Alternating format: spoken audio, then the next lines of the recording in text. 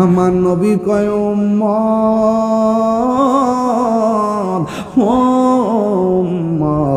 হাসরের ময়দানে মানুষ উলঙ্গ অবস্থায় হাসরের ময়দানে দিকে দৌড় দিবে।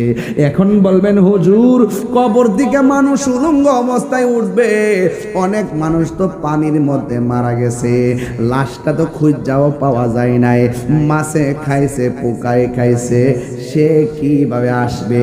কয় আগুনে যাদেরকে পুরাইছে আগুন থেকে উলঙ্গ অবস্থায় আসবে, পানির মধ্যে যারা ডুববা মরছে পানি থেকে উলঙ্গ অবস্থায় উইটা আসবে, কবরে যারা দাফন হয়েছে কবর দিকে তারা উইটা আসবে। এখন বলেন হুজুর আগুন দিয়া পুরাইছে সব পানি হইয়া গেছে, আবার কেমনে বাইরিব? ও বাবা কেমনে বাইরিব? কেমনে কইলা? তুমিও তো তোমার ছিল না, তোমার এক ফোঁটা পানি দিয়া বানাইছে কে? আর জোরে গনা কে? প্রেম হাসাই প্রেম কাদাই রে এ হুমনাবাসী, এই কি প্রেমের পাওনা?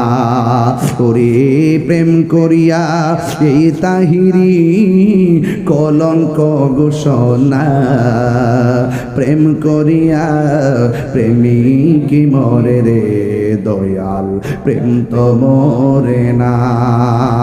আল্লাহু আকবার বলে কেন? আয়েশা সিদ্দিকা কই নবী গো ও মায়ার নবী,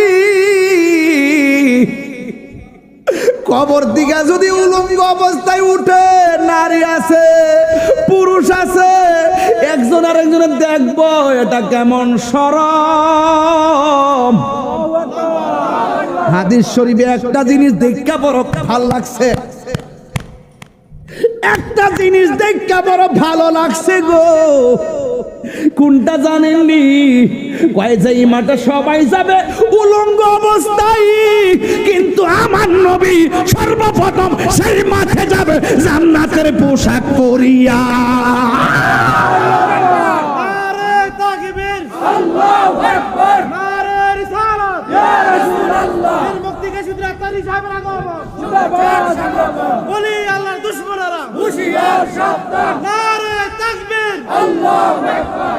আল্লাহ দিয়েছে নবীকে সম্মান, সুবহানাল্লাহ। কোন নাকি লেগে আমার ছেলেগুলা কোথায় আছো আজকে? আমার যুবকগুলা কোথায় আছো তোমরা? একটু আওয়াজ করে হাত দুই হাত ছুদা করেন না আজকে মুরব্বীদের